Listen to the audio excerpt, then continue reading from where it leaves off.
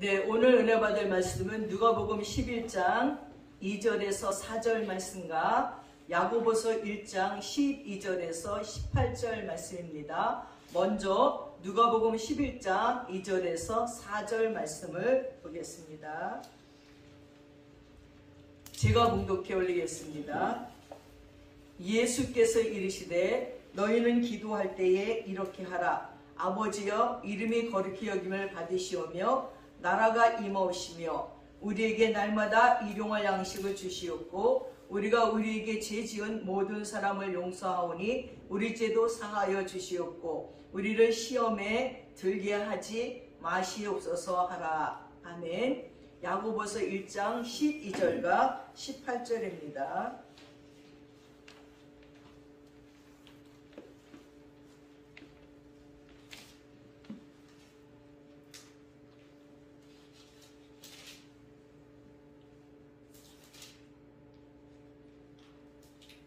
신약 370쪽에 있습니다. 야고보서 1장 12절과 18절까지의 말씀을 제가 봉독해 올리겠습니다. 시험을 참는 자는 복이 있나니 이는 시련을 견디어 낸 자가 주께서 자기를 사랑하는 자들에게 약속하신 생명의 면류관을 얻을 것이기 때문이라. 사람이 시험을 받을 때에 내가 하나님께 시험을 받는다 하지 말지니 하나님은 악에게 시험을 받지도 아니하시고 친히 아무도 시험하지 아니하시느니라. 오직 각 사람이 시험을 받는 것은 자기 욕심에 끌려 미혹됨이니 욕심이 잉태한즉 죄를 낳고 죄가 장성한즉 사망을 낳느니라. 내 사랑하는 형제들아, 속지 말라. 온갖 좋은 은사와 온전한 선물이 다 위로부터 빛들의 아버지께로부터 내려오나니 그는 변함도 없으시고 회전하는 그림자도 없으시니라. 그가 그 피조물 중에 우리로 한 천열매 되게 하시려고 자기의 뜻을 따라 진리의 말씀으로 우리를 낳으셨느니라. 아멘. 오늘 말씀은 주기도문 중에 시험에 들게 하지 마옵소서 하는 말씀으로 은혜를 나누고자 합니다. 중세의 수도사 피멘이라는 사람은 시험에 대해서 이렇게 말했습니다. 불 위에 놓인 단지에는 팔이나 짐승들이 달려들지 못하느니라. 그러나 그것이 식는 즉시 팔이나 날팔이 짐승들이 달라붙습니다. 성도들의 경우에도 그렇습니다. 그가 신령한 활동을 하면서 사는 한 원수는 그를 정복하지 못합니다. 라고 말했습니다. 우리의 믿음이 뜨거우면 더러운 팔이나 짐승들이 우리를 시험하려고 가까이 다가오지 못한다는 것입니다. 그러나 우리의 믿음이 식어지면 기다렸다는 듯이 우리를 삼키려고 옵니다. 어떤 형제가 물었습니다. 조그만 고난이 다가와도 제 마음은 미지근해집니다. 라고 말했더니 이 표면은 그 형제에게 이렇게 말해줬습니다. 우리는 17살 뿐이 안 된 우리들의 막내 조셉을 존경하고 있습니다. 그것은 그가 시험을 받을 때에 끝까지 인내하기 때문이 아닙니까?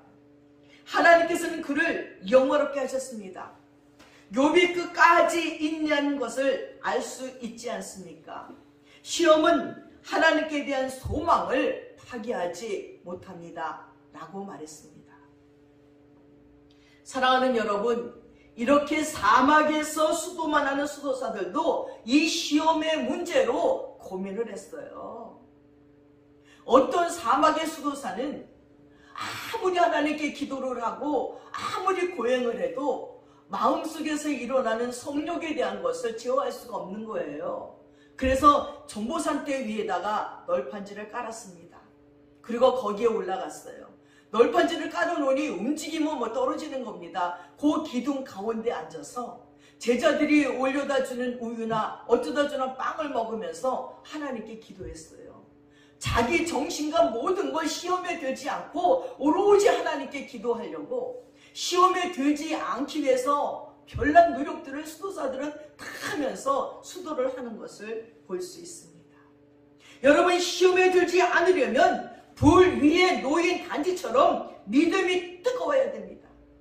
또한 시험을 받을 때는 끝까지 인내해야 된다는 것입니다. 창세기에 기록되기를 최초의 시험에 든 사람이 하와였어요. 이것이 에덴 동산의 시험입니다. 하와를 시험케 하는 자는 사단입니다. 그 마귀는 죽지도 않고 신약의 예수님께로 또 왔습니다. 그래서 그 유명한 광야의 예수님의 3대 시험이 있는 거예요.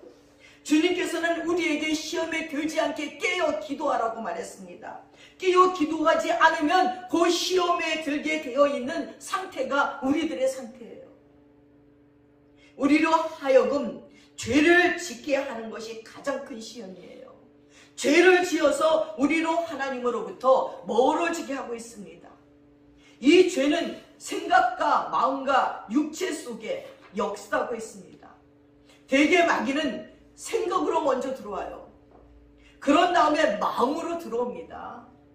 여러분 보십시오. 이 가룟 유다의 마음속에 예수를 팔 생각을 넣었더라 라고 말했습니다.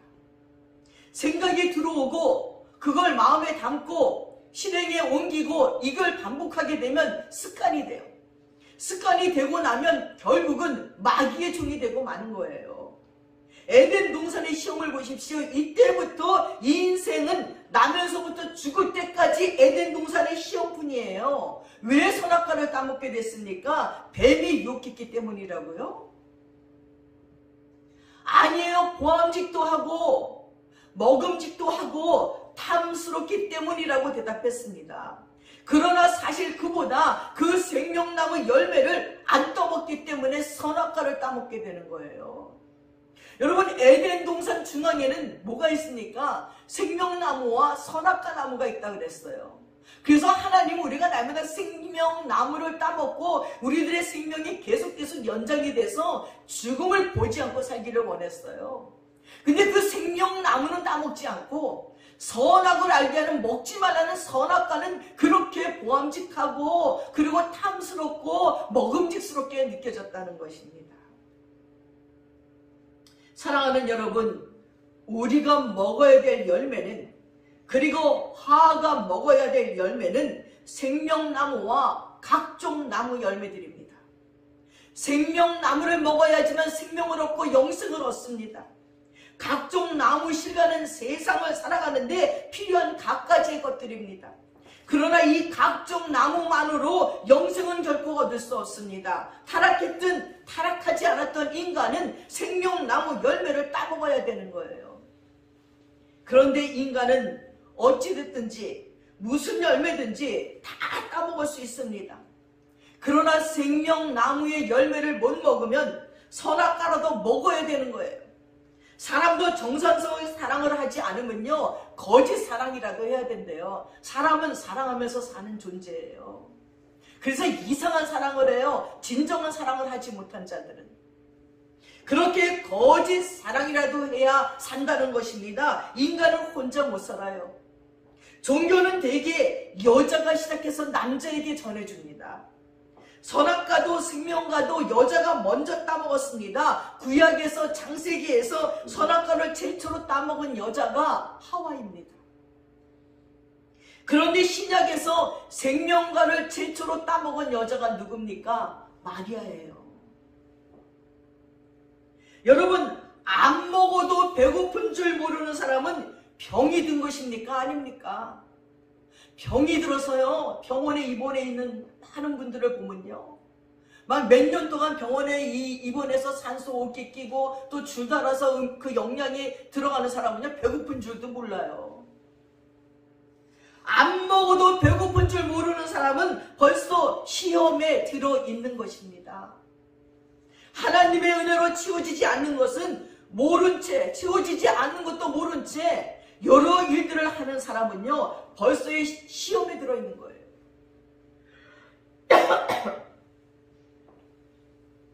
무슨 일을 하든지 하나님의 은혜로 채워지는 게 우선입니다. 예수 그리스도도 매일 습관을 따라서 감난산에 올라가서 기도하셨어요. 매일매일 그때그때 필요한 은혜를 받아야 하기 때문입니다. 어저께 기도 많이 했고 어저께 부흥회 가서 은혜 많이 받았다고 오늘 기도 안 하면요, 오늘의 은혜는 없어요. 저도 막 열심히 부흥회 쫓아다니고 산에 가서 막 밤새고 기도하고 막 충만해서 내려와요. 그 다음날 기도 안 하면 또 푹 가라앉아요, 마음이. 매일 기도해야 돼요. 매일 생명과를 따먹어야지 우리 영혼이 곤고하지 않는다는 거예요. 예수님께서 갈릴리 바다로 걸으시기 전에 산에 올라가서 기도하시잖아요. 바다 위를 그러면서 걸을 수 있는 능력을 받으시는 거예요. 영혼이 건강한 사람은요, 자기 초월의 능력을 받습니다. 예수님은 기도해서 베드로는 예수님을 바라보고 그 능력을 받았어요. 우리는 문제가 없는데도 불안하고 답답한 것이 있습니다. 왜냐하면 이 땅에는 시험하는 자 마귀가 있기 때문이에요. 아무 문제가 없는데도 답답하고 불안한 거예요. 보통 사람들은요, 풍랑이 오면 두려워해요. 그런데 바울은 감옥에 갇혀서도 기뻐하고 감사했어요. 파도 차기를 즐기는 사람처럼 즐겼다는 거예요. 고난을 두려워하지 않았어요. 사랑하는 여러분, 매일매일 은혜를 받지 않고서도 살 수 있다고 생각하는 것이 교만이에요. 벌써 선악과를 따먹은 거예요. 죄를 범하고도 살 수 있다고 여기고, 죄를 짓고도 살 수 있다고 여기고, 하나님을 내 삶에서 왕따시키고도 살 수 있다고 여기고, 그러고도 회개하지 않고 살 수 있다고 여기는 것은 이미 시험에 들어있는 것입니다. 기도를 안 하고도 말씀을 삶의 기준으로 삼지도 않으면서 하나님 중심, 예수님 중심, 성령님 중심, 교회 중심으로 살지 아니하면서도 살 수 있다 여기는 것은 이미 시험에 들어있는 것입니다. 그러나 여러분, 시험에 들었느냐 안 들었느냐가 중요한 것이 아니에요. 예수의 진행을 받았느냐 안 받았느냐가 중요한 거예요. 시험이 왜 옵니까? 시험을 이기면서 자기 성장을 하니까요. 시험을 통해서 내 도력을 테스트해보는 것이니까요. 예수께서는 성신 충만함을 받으려고 성령에 이끌려서 광야로 가셨어요. 광야는 시험하는 거예요. 여러분, 이 시험을 받으면 여러분은 몇 점을 받겠습니까? 우리도 시험을 치른다면 도대체 영의 점수를 몇 점을 받을 수 있겠습니까? 사람이 사람을 볼 때는 겉껍질만 봐요. 인물이 좋은 거, 좋은 옷을 입은 거, 그런 겉껍질을 봅니다. 그러나 하나님은 얼마나 마귀의 시험을 이기고 예수님의 성품을 닮아갔느냐라는 것을 봅니다. 예수께 마귀가 와서 얘기했어요. 40일을 금식했으니 얼마나 시장하시겠습니까? 그랬더니 돌이 떡이 되게 하라. 예수님은 능력 있는 분이에요. 지금 40일 금식 기도를 했어요. 그 예수님이 돌이 떡에 못 되게 하겠습니까? 아니, 저도 7일을 금식하고 났더니요, 암 환자도 고쳤어요. 아니, 7일을 금식하고 나서 하나님께 기도했더니 7일 금식하면 미음 조금씩 먹어야지 이 쪼라든 위를 이렇게 넓힐 수가 있는데 그냥 요리를 먹어도 하나님이 괜찮게 하시더라고요. 기도했더니. 아니, 하물며 저도 그런데 예수님이 40일을 금식하고 기도했는데 돌을 떡이 되게 못하겠습니까? 할 수 있어요. 그러나 우리의 시험은 끊임없이 돌로 떡이 되게 하는 시험이라는 거예요. 기적을 바라는 시험이에요. 심지 않은 데서 자꾸 거두려가는 시험입니다. 기적도 우리가 심는 것을 통해서 나타나는 거예요. 예수는 세계 전체에서 자기 자신을 위해 기적을 베푸신 적이 한 번도 없어요. 지금 인간 세상에서 가장 많은 범죄가 물질의 문제잖아요. 전부 돈 문제예요. 인간의 본성은 옛날이나 지금이나 다 똑같아요. 선도 있고 악도 있어요. 선악이 함께 있기 때문에 우린 죄인이에요.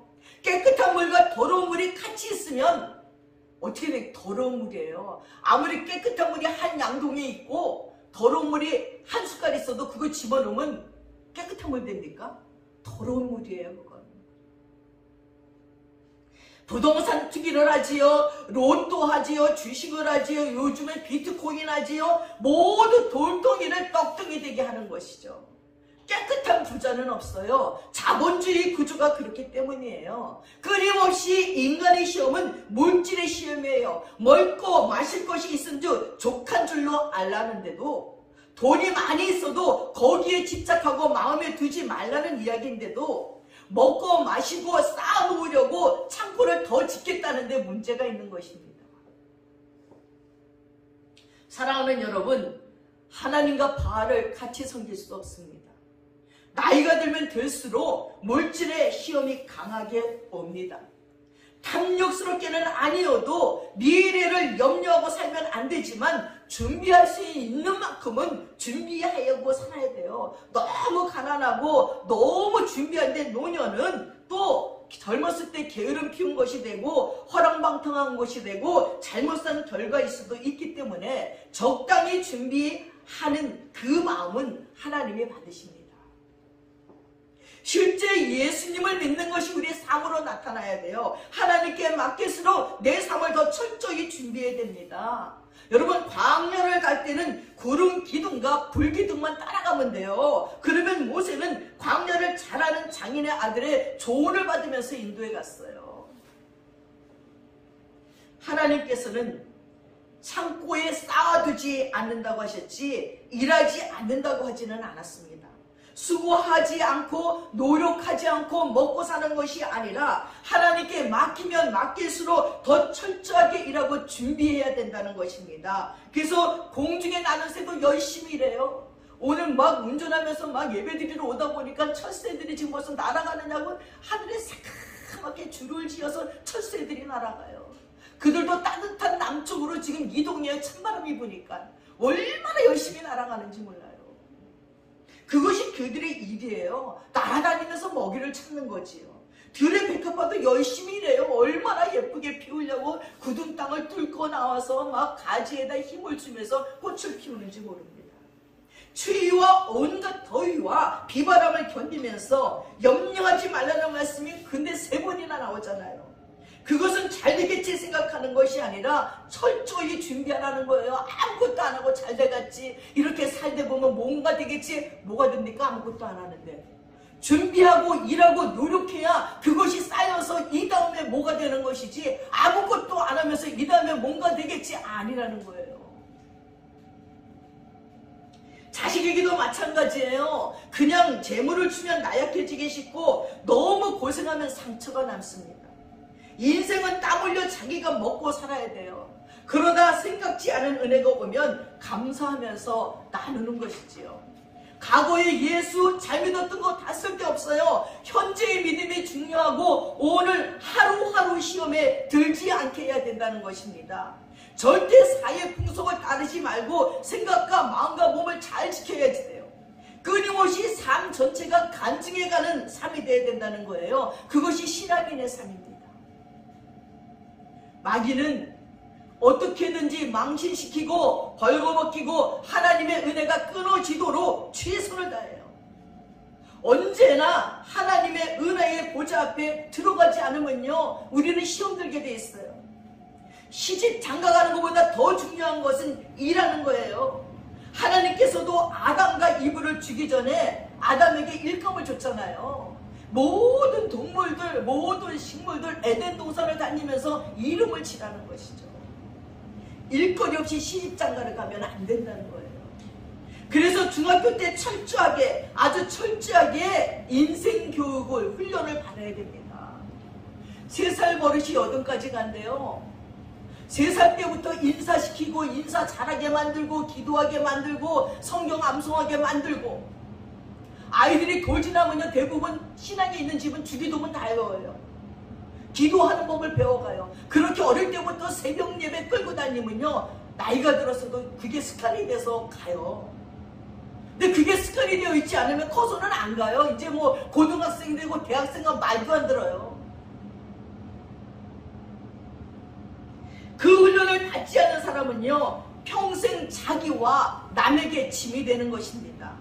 하나님도 준비되지 않는 사람은 쓰지 않는다는 거예요. 주님의 은혜가 우리는 계속해서 흘러나와야지 돼요. 사랑하는 여러분, 밥은 굶어도 기도는 하세요. 생명과는 따먹어야지만 산다는 것입니다. 그래서 아무것도 부러울 것이 없어야 됩니다. 부러운 것이 있으면 선악과가 크게 보여요.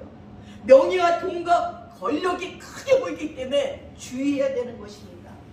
아무것도 보암직하고 먹음직하고 탐스럽게 보이면 안 된다는 것입니다. 예수로 충만해야 돼요. 공부한 사람은 도덕 종교에 빠지기 쉽고 공부하지 않은 사람은 신비주의 종교로 빠지기 쉬워요. 이게 다 마귀의 시험입니다. 가인에게 다가온 시험을 보세요. 이것은 종교적인 시험입니다. 하나님께서 동생 아벨의 예배는 받으시고 자신의 예배는 받지 않았다는 것입니다. 그것이 예수에게도 똑같이 다가왔어요. 성전 꼭대기에서 뛰어내려봐라. 그래서 다리가 꺾이지 않으면 하나님의 아들이라 인정받고 많은 사람들이 와 하면서 너를 따를 것이다 하고 마귀가 시험 들게 했어요. 인간의 가장 깊은 시험 중 하나가 종교적인 시험이에요. 종교의 기본은 하나님을 섬기고 이웃을 섬기는 것입니다. 예수가 당한 섬김은 네가 섬김을 받으라는 거예요. 네가 하나님이 되라는 것입니다. 그러나 예수는 나는 남을 섬기러 왔다고 고백했습니다. 우리는 예배 때문에 시험에 제일 많이 듭니다. 예배를 드리면 상달되도록 드려야지 돼요. 그렇지 않으면 드리지 말아야 됩니다.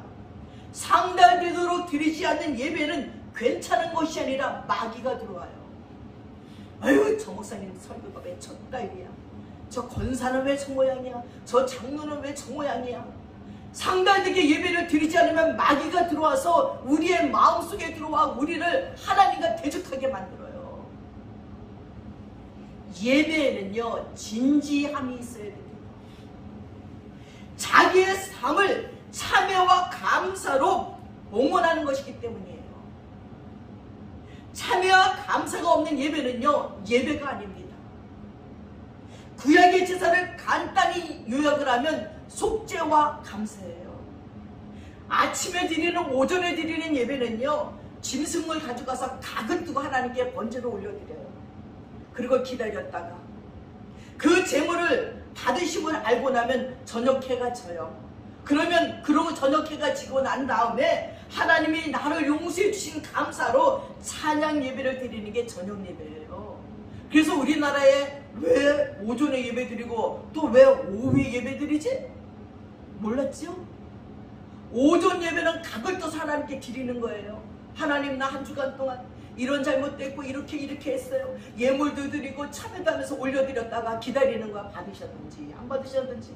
그 저녁에 해가 지면 7시에 하나님께 와서 받으셨는 거 보고 감사합니다. 하나님, 나를 용서해 주셨군요. 내 예배를 받으셨군요. 내 예배를 받으셨군요. 감사 찬양 예배가 저녁 예배예요. 그래서 아침에는 각을 또 예배를 하나님께 드리고 저녁에는 감사의 찬양 예배를 드려서 저녁에는 찬양 예배에서 괜히 우리 찬양 막 드리는 게 아니에요. 저녁 예배인데. 근데 요즘은 그렇게 저녁에 예배 드리는 교회도 없어요. 대부분 2시 점심 먹고 다 가실까봐 얼른 2시나 3시에 드려요. 근데 요즘은 코로나로 말미암아 그것도 없어졌어요.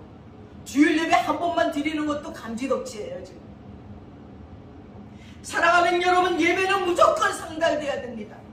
예배 시간에 엄밀한 의무로 들락날락 한다든지 늦게 온다든지 하나님의 상대로 그렇게 하는 것이 아닙니다. 그 시간은 하나님과 지금 대면하고 상대하는 시간이에요. 하나님의 임재가 있는 시간이에요. 여러분 눈에 안 보이지만 이 시간에 하나님은 천군 천사들을 보내셔서 여러분의 옆에서 여러분의 예배를 받으시고 여러분의 찬양을 받으시고 그리고 천사들이 그걸 들고 하나님께 올라간대요. 영이 깨끗한 아이들이 보는 걸 난 몇 번이나 봤어요. 예배 시간에. 목사님 신기해요.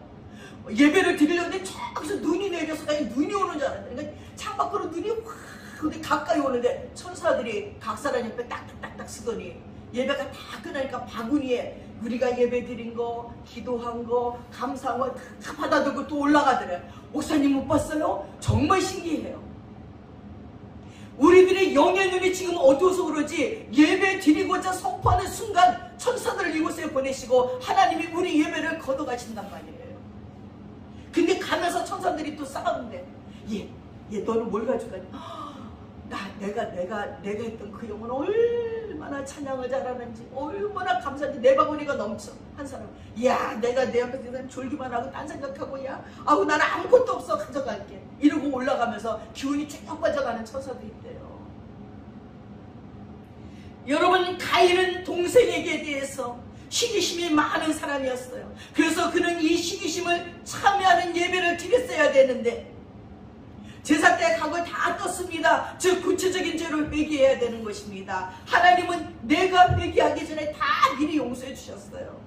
그러나 구체적으로 회개하고 용서받지 않으면 자기가 그 은혜와 기쁨을 경험할 수가 없어요. 내가 구체적으로 회개해야 되지만 예수님의 용서가 구체적으로 내게 들어오는 것입니다. 두리뭉실 회개하면 하나님이 용서해 줬는지 몰라요. 정확한 회개를 했어요. 그럼 하나님이 정확하게 용서해 준 걸 알고 그 기쁨과 그 감격과 그 설레임과 그 감동으로 우리는 살아가는 거예요. 오늘날 왜 성신의 감동은 있는데 충만함이 없습니까? 구체적인 회개가 없기 때문이에요. 철저한 각을 뜨는 회개를 하지 않기 때문입니다. 사랑하는 여러분, 예배를 드리면 상달되게 드려야 돼요. 정말 우리가 예수님을 진심으로 높이려는 마음이 있어야 됩니다. 예수님을 높여드리는 것은 곧 내 안의 회개가 끓어오르도록 하는 거예요. 자꾸 예수는 하나님과 사람을 섬기라고 하는데요, 마귀는 자꾸 대접받으라고 합니다. 자본주의는 더구나 자기 피할 시대예요. 자기 겸손이 없어요. 서로 힘자랑을 하려고 합니다. 서로 한자리 하려고 합니다. 한국 기독교는 예수의 정신과 거리가 멀어져 가고 있습니다. 예배가 상달되게 드리면 하나님의 영이 오고 계시가 임해와요. 여러분의 미래에 대해서 궁금해할 필요 없어요. 하나님의 영이 여러분에 오고 여러분의 예배가 상달되면요, 하나님은 여러분의 영을 깨우셔서 여러분의 미래가 어떻게 될지 다 계시어 보여주셔요. 얼마나 재밌는지 압니까? 기도를 하면서 여러분의 입을 통해서 여러분의 미래를 가르쳐줘요. 어떻게 살아야 될지를 말씀해줘요. 이게 기도하는 재미예요. 기도하지 않으면 절대 누릴 수 없는 은혜라는 말이에요. 하나님이 인간을 가장 강력하게 만나는 시간이 바로 이 예배 시간입니다. 예배를 너무나 많이 드리다 보면 매너리즘에 빠지게 됩니다. 그러나 정말 진심으로 상달되도록 예배를 드리면 말씀하시는 하나님, 그 영이 임함을 느낄 수 있어요. 오늘 은혜 못 받았다고 그냥 넘어가는 것이 아니에요. 영원히 지식해버려요. 예배를 잘못 드리면. 여러분, 예배 중에 여러분이 깨어서 기도하면 목사님의 입에서 나오는 말씀 한마디 한마디 속에 여러분의 문제가 해결돼요. 와, 저 말씀이야, 저건 하나님이 나에게 주시는 말씀이야, 레마야 하고 받아들이게 되면 모든 문제가 해결돼요. 설교 전체에 다 은혜 받지는 않아요. 한 줄, 한마디, 그게 내 인생을 해결해 주는 것을 얼마나 많이 느낄 수 있는지 모릅니다. 여러분, 아버지 집에 들어가면 어떻게든지 하나님을 섬기고 사람들을 섬기려는 마음으로 가득 차야 됩니다. 그러면 섬김 받으려는 시험이 많아요. 성전에서 뛰어내려라 말하듯이. 기적으로 구원받는 나라는 없습니다. 이스라엘도 10가지 재앙이 내릴 적에 9가지의 기적으로 구원받는 것이 아니라 양의 희생과 피로 구원받잖아요. 양을 잡아서 그 피를 문설주에 바르는 집만 재앙이 지나갔잖아요. 끊임없이 섬기는 종교나 인기 있는 기적의 종교냐가 세상 끝날까지 우리는 계속되고 있습니다. 섬기려는 자세로 섬기다 보면 나를 높이든지 낮추든지 하는 것은 하나님이 하시는 거예요. 기적으로 구원받는 국가나 개인은 없어요. 기적은 예수 믿는 계기가 될 수 있을 뿐이에요. 유대인은 표적을 구하고 헬라인은 지혜를 구하나 우리가 자랑할 것은 십자가입니다. 십자가뿐이 없어요. 십자가가 구원이고 능력입니다. 우리는 서로 높여야 됩니다. 노아 시대의 시험은 육신의 간음이었어요. 예수에게는 영적인 간음, 사단에게 절하는 시험이 왔습니다. 영적으로 간음하게 되면요, 음란방탕함이 따라오게 되어 있어요. 요한계시록의 두아디라의 교회에 우상과 더불어 행음을 했다고 했습니다. 그래서 대개 이단 종교는 성문제와 연관이 되어 있어요. 영적 간음은 육체의 간음을 불러오게 되어 있습니다. 우리는 세상의 방법과 습관으로 일을 이루려고 해요. 술도 먹이고 그리고 바람도 피고 세금을 포탈해서 살기도 어려운데 어떻게 하나님만 경배하고 하나님의 말씀만으로 살겠느냐는 것입니다. 우리는 잘못 먹고 잘못 살아도 굶어 죽지 않아요. 그래도 하나님의 법을 지킬 생각을 가져야 되는 것입니다. 말세 때 예수는 먹고 마시고 시집 장가가는데 온 정신을 다 쓴다고 말했습니다. 노아 시대의 하나님의 아들들이 사람의 딸들과 결혼했다고 했습니다. 지금이 그 시대 같아요. 하나님의 자녀들이 세상의 딸들과 결혼하는 거예요. 세상의 사치와 허용과 음란과 경건하고 정숙하고 순결한 것이 다 없어져 버렸어요.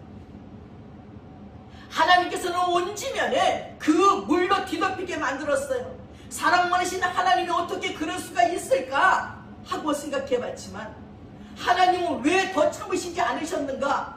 조금만 더 하나님이 참아주시지.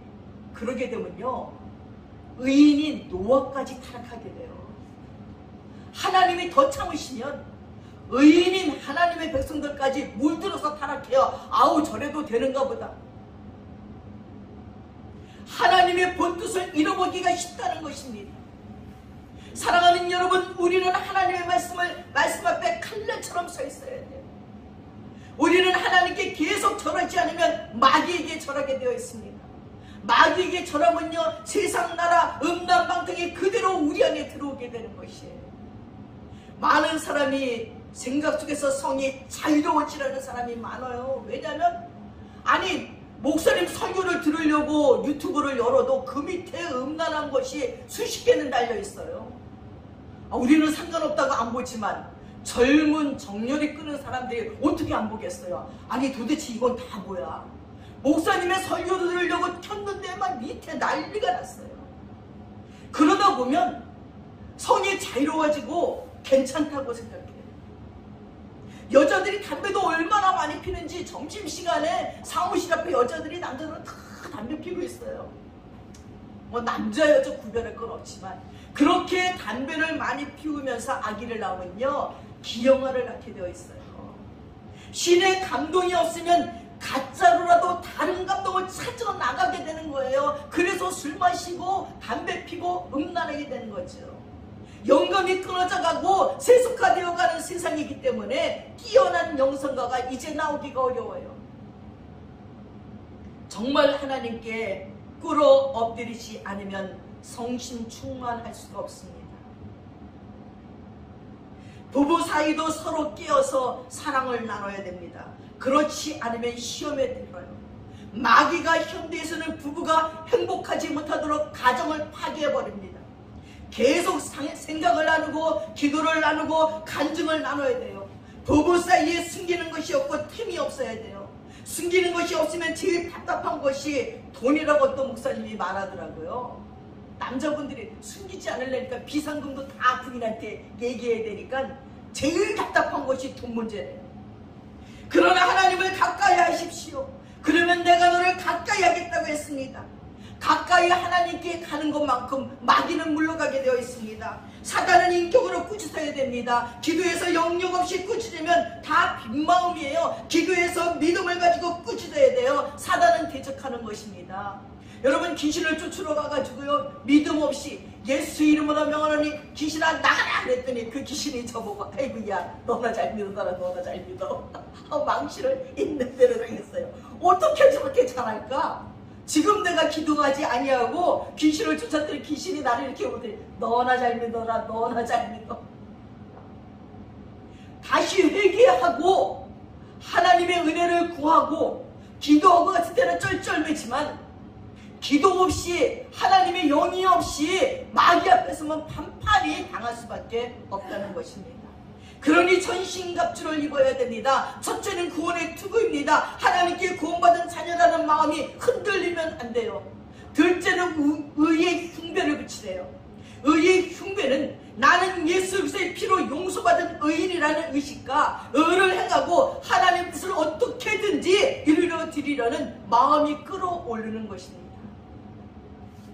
셋째는 진리의 허리띠를 띠래요. 이를 위한 것은 사실 신학이지요. 성경 공부이지요. 진리의 허리띠를 띠지 않으면 망신당해요. 허리띠가 풀리면 바지가 벗겨져요. 사실 인생의 물음은 다 종교적인 물음이기 때문에 성경 공부를 해야 돼요.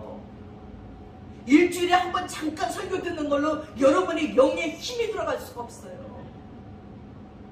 네 번째는 복음의 신을 신는 거예요. 마귀와 싸울 수 있는 방법 중에 하나가 내가 복음을 증거하는 사람이 되어야 됩니다. 진리에 굳게 서 있지 않으면 인본주의, 자유주의, 그리고 이데올로기, 공산주의, 자유주의로 나가게 되어 있어요. 복음이 아닌 다른 것으로 나가게 되는 겁니다. 종교가 마땅히 선택을 할 적에 지상에서 이데올로기 중 하나를 선택할 수밖에 없어요. 그러나 우리는 이데올로기를 전파하는 것이 아니라 우리는 하나님 나라를 전파하는 사람들입니다. 만약에 목사가 이데올로기를 전파하려면 목사라는 직업을 떼어내고 정치만 해야 돼요. 마귀는 간교하기 때문에 깨어 정신 차리지 않으면 하나님과 사람과 멀어지게 해요. 될 수 있는 한 세상이 흐르는 방향을 거슬려 가야 됩니다. 언제나 복음은 역사를 거스려요. 비판을 하지 않으나 이 세상을 본받지 말고 거슬려 올라가야 되는 것입니다. 부부생활에 땀을 흘리지 않으면 위기가 와요. 어쨌든 논리적으로 자기 자리를 지켜야 됩니다. 나는 내 자리를 지켜라. 자리를 지키지 않는 것이 마귀의 시험이 오고 자기 자리를 지키는 자리까지 가야 돼요. 그래서 중년의 위기는 사춘기가 오듯이 누구에게나 온대요.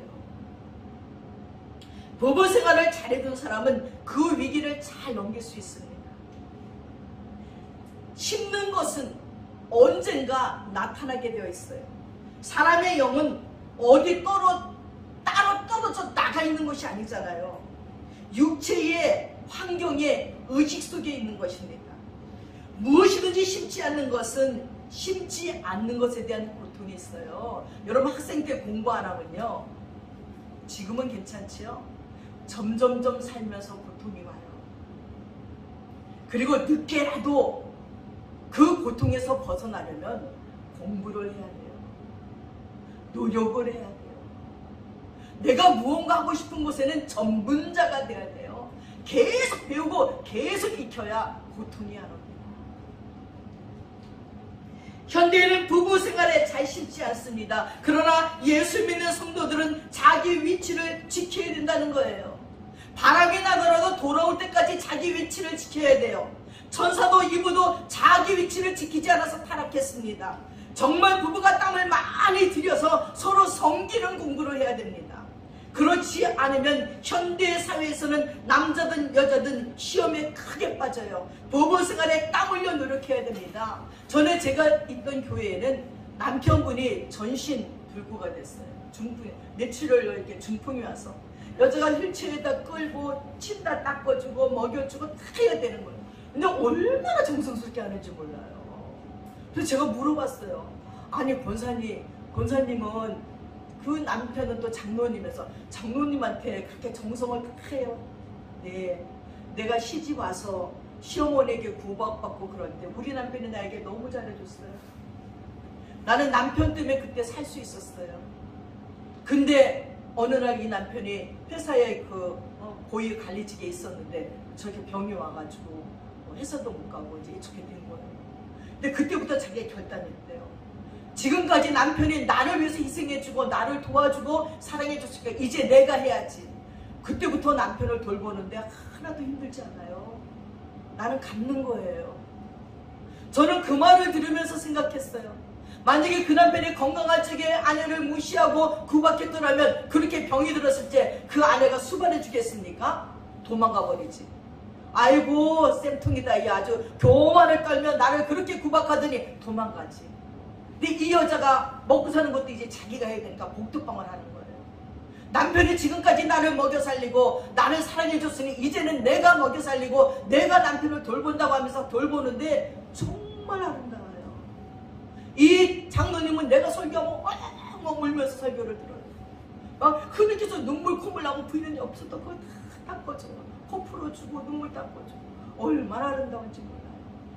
심었기 때문에 심지 않으면 거둘 수 없어요. 사랑을 심고 하나님 앞에 은혜를 심고 기도를 심어야지만 얻을 수 있는 것이 있다는 걸 기억하시기 바랍니다.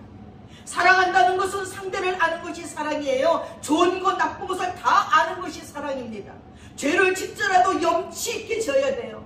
죄를 짓더라도 예의 있게 지어야 됩니다. 마귀는 각 사람의 체질과 성향과 수천 년 동안 사람을 다루는 경험이 있기 때문에 그 사람의 가장 약한 부분을 공격하면서 넘어뜨립니다. 자기가 시험에 들기 쉬운 것, 그리고 약한 것에는 늘 깨어있고 기도에 집중해야 됩니다. 가난했던 사람은 물질의 시험에 들기 쉽고, 정의에 굶주린 사람은 이성의 시험에 들고, 무시당했던 사람은 명예의 시험 듭니다. 사탄을 이기려면 은혜의 하나님을 만나야지요. 날마다 생명권을 따먹지 않고는 사단을 이길 수 없어요. 학자들은 가장 범하기 쉬운 죄는 시기 질투라고 말했습니다. 사람마다 들어오는 시험이 다 달라요. 오늘 야고보서 1장 12절 18절에 보니까 이 시험을 참는 자에게 생명의 면류관을 주신대요. 하나님은 아무도 시험치 않으니까 하나님이 시험했다고 말도 하지 말라는 것입니다. 다 자기 욕심에 끌려서 미혹되는 것입니다. 그래서 욕심이 잉태한 즉 죄를 낳고, 그리고 죄가 장성한 즉 사망을 낳는다고 했습니다. 여러분 속지 마세요. 세상의 온갖 좋은 의사들, 온전한 선물들 다 위로부터 빛들의 아버지에게서 내려온다는 것을 기억하기 바랍니다. 정욕에 약했던 사람은 대표적으로 다윗과 삼손을 보여줄 수 있잖아요. 다윗은 바세바를 보고 정욕을 품은 뒤에 간음죄와 살인죄를 저질렀어요. 삼손은 이스라엘의 사사로서 여인에게 녹아서 자기 힘의 비밀을 그 적에게 노출해버리고 말고 연자맷돌을 매는 눈이 뽑혀서 그런 자가 되었습니다. 아랍 장군 나아만의 문둥병을 고침받았을 때는 그 감사의 뜻으로 보내준 선물을 받은 게하시도 있습니다. 받지 말랬는데 엘리사의 이 사원 게하시가 너무나 많은 선물을 안 받는 게 속상해서 몰래 가가지고 우리 주인이 달랍니다. 그 선물을 받아갖고 와요. 문둥병 걸려 대신. 또 보십시오. 이스라엘 아이성 싸움에서 이스라엘이 지게 만든 아간이라는 자는요, 여리고에서 싸울 적에 그 또 뭘 또 그냥 훔쳐다가 자기 장막에다 감췄어요. 그리고 하나님께서 자그마한 싸움 아이성과 싸우는데 완전히 지게 만들고 사람들 죽게 만들고, 또한 스승예수를 판 가룟 유다도 들어올 수 있습니다. 처음에는 몰치를 주님께 바치려고 밭을 팔아놓고 욕심이 생겨서 일부를 감추고 거짓말을 한 아나니아와 삭베라도 있습니다. 여러분, 권력을 훔치욕을 가진 사람도 있습니다. 왕위를 노리고 아버지를 배반한 압살롬도 있어요. 또 에서는 배고픔을 견디다 못해 팥죽 한 그릇으로 장자의 권리를 팔잖아요. 노아는 술에 약해서 큰 수치를 당하잖아요. 룻도 물욕에 약해서 지하의 도시 소돔속을 택하잖아요. 인간이 가지고 있는 이러한 죄성은 인간의 힘으로 해결할 수 없다는 거예요. 이 문제를 해결할 수 있는 길은 오직 하나님 앞에 나아가는 것밖에 없습니다. 다윗은 간음죄와 살인죄를 지었지만 하나님 앞에 회개함으로 죄 씻음을 받았습니다. 사랑하는 여러분, 시험에 이기기 위해서는 회개하고 참회하고 기도하는 수밖에 없습니다. 하나님께 예배드리는 수밖에 없습니다. 이 시험을 통과해서 여러분이 심은 모든 것들이, 좋은 것들이 30배, 60배, 100배로 여러분에게 넘쳐나게 있어지는 귀한 은혜가 넘치기를 축원합니다. 기도하겠습니다. 사랑하는 아버지 하나님, 우리의 욕심으로 말미암아 우리가 시험이 될 적이 얼마나 많은지 모릅니다. 하나님 불쌍히 여겨주시고, 아버지 말씀 안에서 아버지 시험 들었던 많은 위대한 인물들을 봅니다. 그들이 그 시험 때문에 어떤 어려움을 겪었고 또 그 시험을 통과하면서 하나님 앞에 어떤 복을 받았는지를 돌아보게 도와주시옵소서. 오늘 야고보서 말씀에 시험을 이기는 자에게는 생명의 면류관이 있다 했습니다.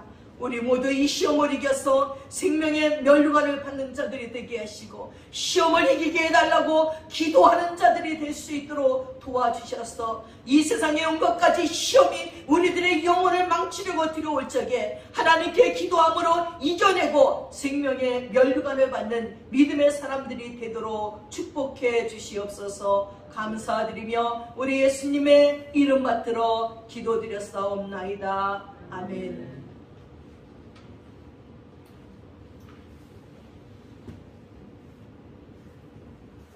다 함께 자리에서 일어나셔서 337장 찬양하겠습니다.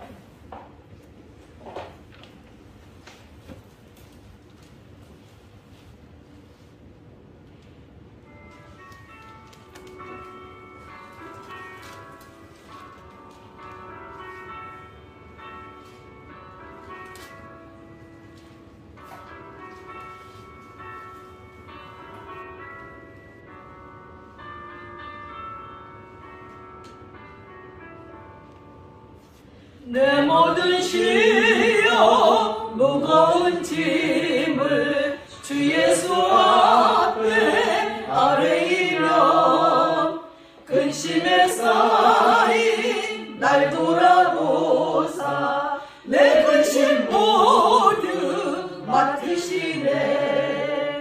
무거운 짐을 나 홀로 지고 견디다 못해 쓰러질 때 불쌍히 여겨 구원의 주님 은혜의 주님 오직 예수 내 모든 괴로움 닥치는 환난 주 예수 앞에 아뢰이며 주께서 친히 날 구해 주사 넓으신 사랑 베푸시네.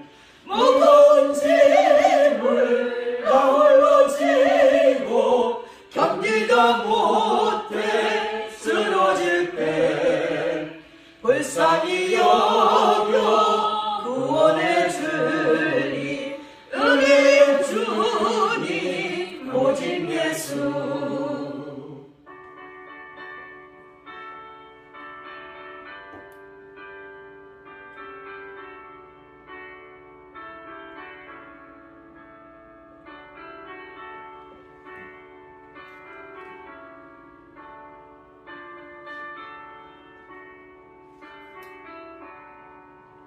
내 짐이 점점 무거워질 때 주 예수 앞에 아뢰이며 주께서 친히 날 구해 주사 내 대신 짐을 져주시네. 무거운 짐을 나 홀로 지고 견디다 못해 쓰러질 때 불쌍히 여겨 구원의 주님 은혜의 주님 오직 예수. 마음에 씌어 무서운 죄를 주 예수 앞에 아뢰이면 예수는 나의 능력이 되사 세상을 이길 힘주시네. 무거운 짐을 나 홀로 지고 견디다 못해 쓰러질 때 불쌍히 여겨 구원의 주님 은혜의 주님 오직 예수.